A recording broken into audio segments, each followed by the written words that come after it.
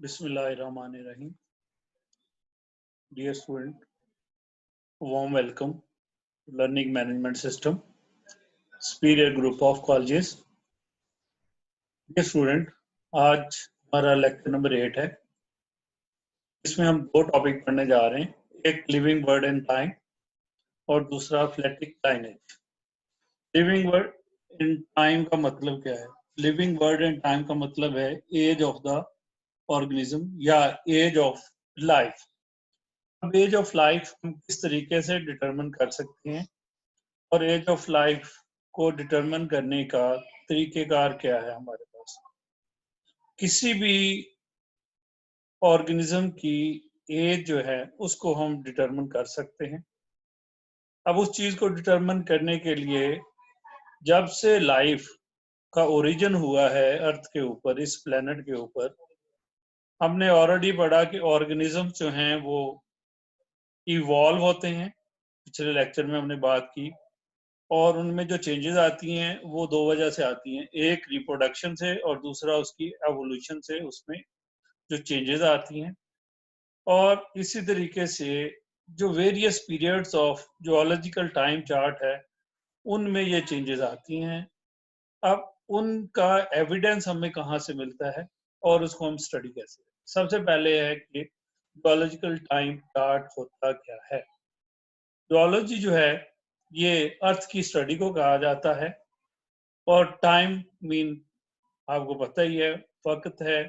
Chart एक graphic form होती है जो हमारे सामने नजर आ रही है। अब हम देखते हैं कि जब से अर्थ का ओरिजिन हुआ है, आमतौर पे कहा जाता है कि अर्थ का ओरिजिन जो है वो तकरीबन 4.54 बिलियन ईयर्स अगो पहले हुआ।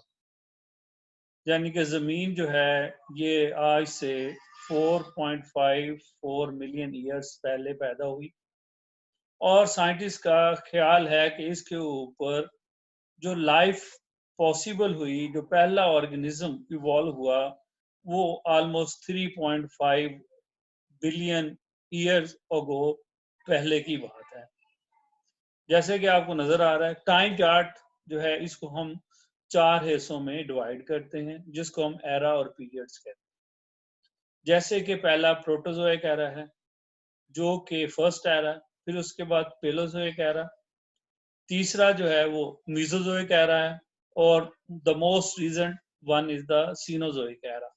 ये 4 एराज हैं जिसमें तमाम जो अर्थ है अब तक की लाइफ जो है उसको डिवाइड किया जाता है और इसको जियोलॉजिकल टाइम चार्ट का नाम दिया जाता है। दूसरा, हमें कैसे पता चलता है कि ये जो एविडेंस है लाइफ की ओरिजिन का और इसका ओरिजिन कैसे हुआ, ये हमें डिस्कवरी और स्टडी ऑफ फॉसल से पता चलता है। ये जो स्टडी और डिस्कवरी है ये हमें बायोलॉजिस्ट को अलाउ करती है कि ऑर्गेनिज्म को टाइम स्केल के अंदर या टाइम सीक्वेंस के अंदर जो है उसको डिटरमिन किया जाए। मीन जो फॉसल्स जिस एज के अंदर, जिस टाइम में वो फॉसल्स प्रेजेंट थे, उस एज के साथ उनको डिटरमिन कर दिया जाए जब उनका ओरिजिन हुआ था। यानी कि टाइम सीक्वेंस मार्क के उनको हम with the occurring of organism जो है उस तरीके से उनको अरेंज कर दें और इसको हम डिटरमिन करते हैं स्टडी ऑफ फॉसल से।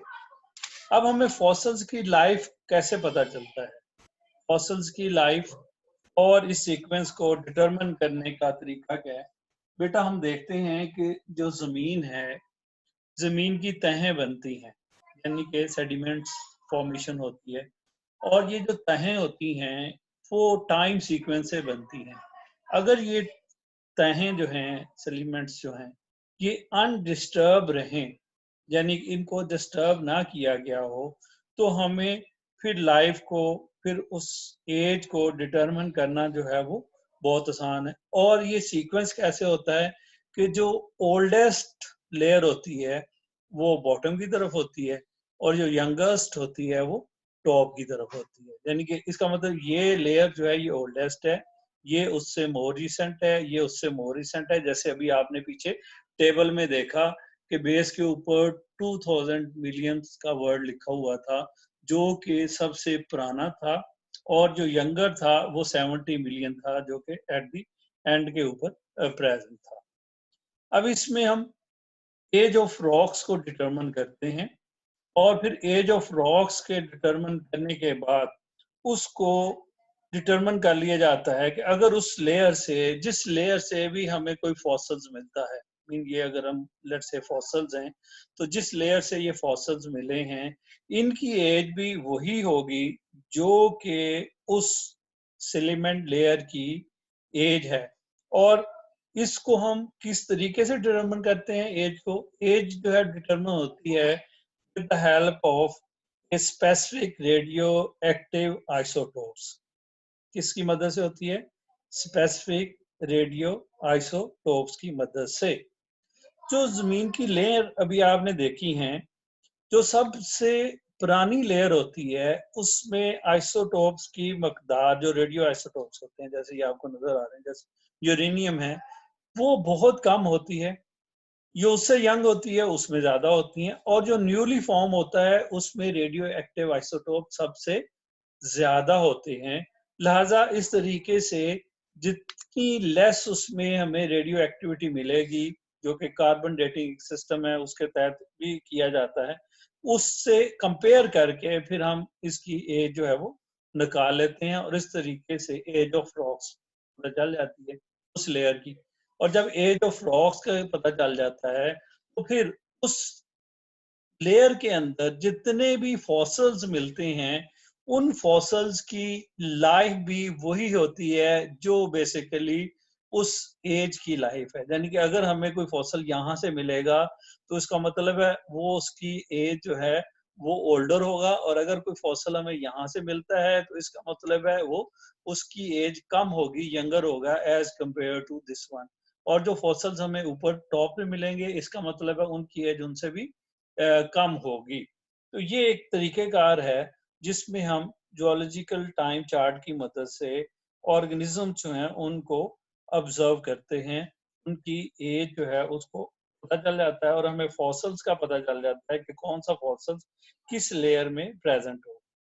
ये जो आइडिया है जिसमें हम temporal distribution of various forms को देखते हैं, यानी कि लाइफ की जो अरेंजमेंट है, जो डिस्ट्रीब्यूशन है वेरियस जियोलॉजिकल टाइम चार्ट से, जो सबसे पहले हमने कॉलम, सबसे पहले जो हमने टेबल देखा जिसमें ये लाइफ हमें नजर आती है, तो इस तरीके से हम एज को डिटरमिन कर लेते हैं।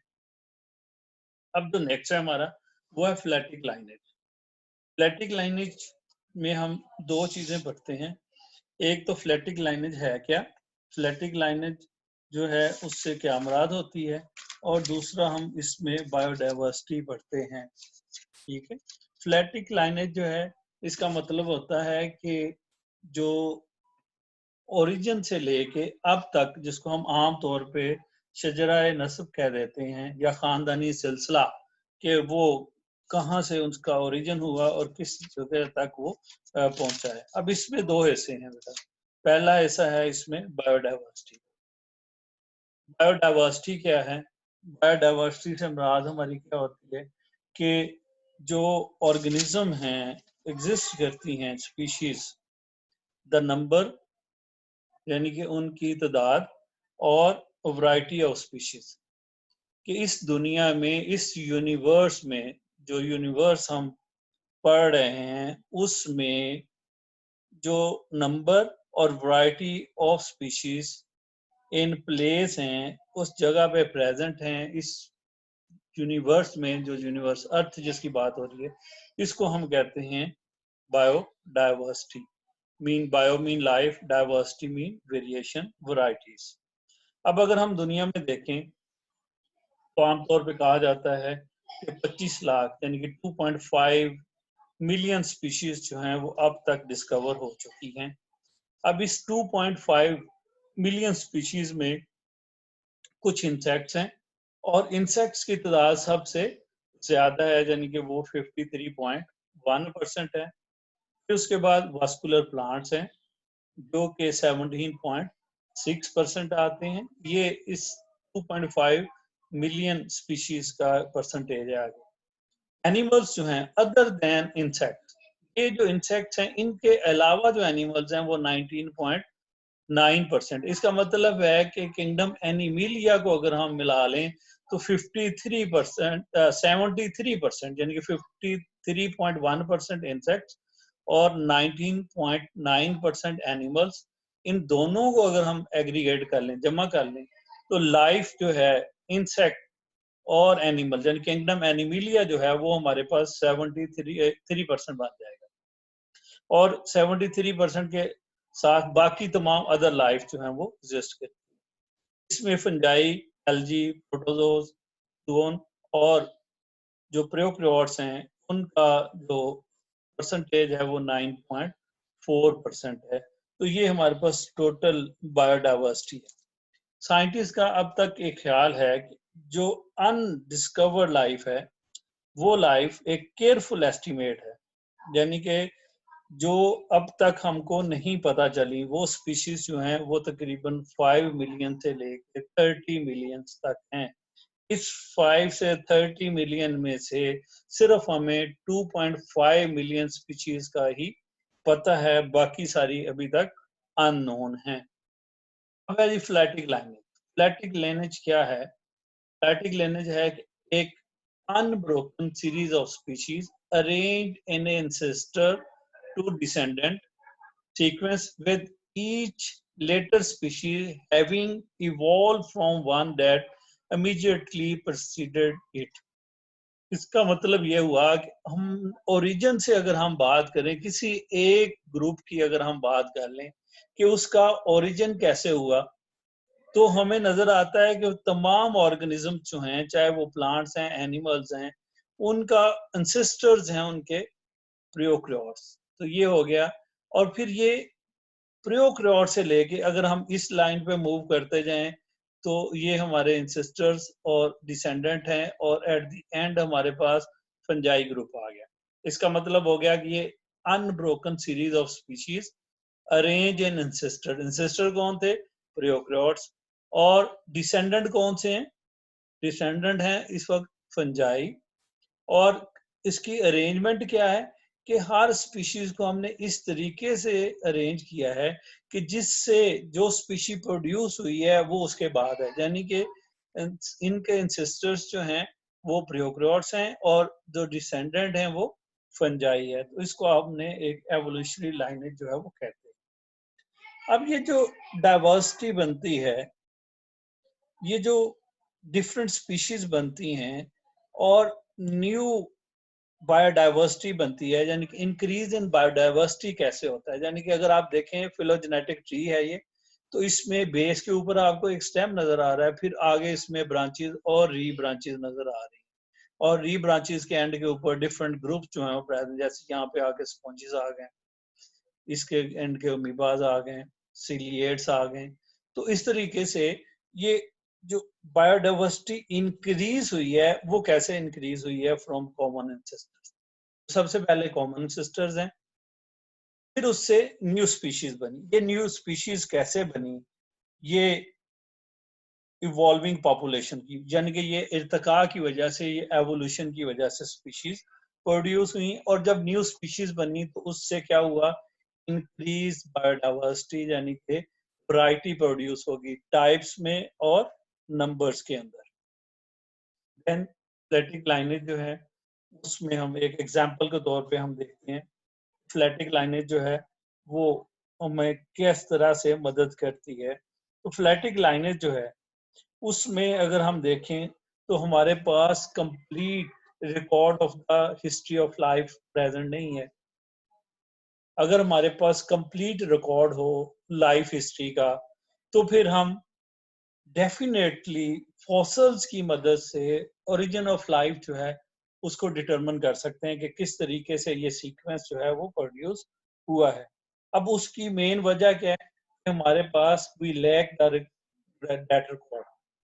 और ये रिकॉर्ड क्यों हमारे पास मौजूद नहीं है? इसलिए नहीं है कि जो सॉफ्ट बॉडीज एनिमल्स थे वो फॉसिलाइज्ड फॉर्म में प्रिजर्व नहीं हो सके, वो फॉसिलाइज्ड फॉर्म में प्रिजर्व नहीं हुए, और उनके प्रिजर्व ना होने की वजह से ये फ्लैटिक लाइनेज जो है ये कंप्लीट नहीं है, ये इनकम्प्लीट है। आमतौर पे अभी हमने जो फिलोजेनेटिक ट्री देखा उसमें आपने देखा प्रोकैरियोट्स, और उसको रखने की वजह क्या थी? उसको रखने की वजह एक ये है कि इस वक्त जो सबसे ओल्डेस्ट फॉसल हमें मिला है वो एक प्रोकैरियोट है। जो सबसे दुनिया में ओल्डेस्ट फॉसल है वो एक प्रोकैरियोट है। लिहाजा इस वजह से ये फिलोजेनेटिक ट्री जो अभी आप देख रहे थे वो बनाया गया। अब आप देखते हैं ये आपके सामने एक हिस्ट्री नजर आ रही है, और ये हिस्ट्री कंप्लीट है। क्यों कंप्लीट है? इसलिए कि हमें पता है कि जो वर्टिब्रेट्स हैं या कॉर्डेट्स का फाइलम है इसकी एवोल्यूशन, क्योंकि इसमें तमाम जो हैं वो स्केलेटन वाले ऑर्गेनिजम्स हैं, लिहाजा इनका एक रिकॉर्ड सीक्वेंस वाइज जो है वो प्रेजेंट है। और वो क्या है कि हमें पता है सबसे पहले फाइसेस हैं, फिशेस इवॉल्व हुई, फिशेस से फिर हमारे पास जो हैं वो एम्फीबियंस इवॉल्व हुए, एम्फीबियन से रेप्टाइल्स बने, और फिर रेप्टाइल से एक तरफ बर्ड्स की ओरिजिन हुई और दूसरी तरफ जो हैं वो मैमल्स जो हैं उनकी एवोल्यूशन हुई। और इस तरीके से ये रिकॉर्ड हमारे पास है। लेकिन अर्लीस्ट रिकॉर्ड जो सॉफ्ट बॉडी का रिकॉर्ड है फॉसल्स का वो हमारे पास अनलकीली इनकम्प्लीट है, जिसकी वजह से फ्लैटिक लाइनेज जो है वो हमारे पास कॉम्प्रिहेंसिवली प्रेजेंट नहीं है। हम उनको अज्यूम कर लेते हैं कि ये लाइफ इस तरीके से ओरिजिनेट हुई थी। तो ये था हमारा आज का लेक्चर। उम्मीद है आपने एंजॉय किया होगा। Thank you very much. कल के लिए इंशाल्लाह we will meet tomorrow again on the same portal. अल्लाह हाफिज। खुदा आपका निगहबान हो। ये जो हम पढ़ रहे थे इसमें से शॉर्ट क्वेश्चंस जो हैं वो जैसे बायोडाइवर्सिटी वगैरह के शॉर्ट क्वेश्चंस आते हैं, तो उनको आप देख लेना।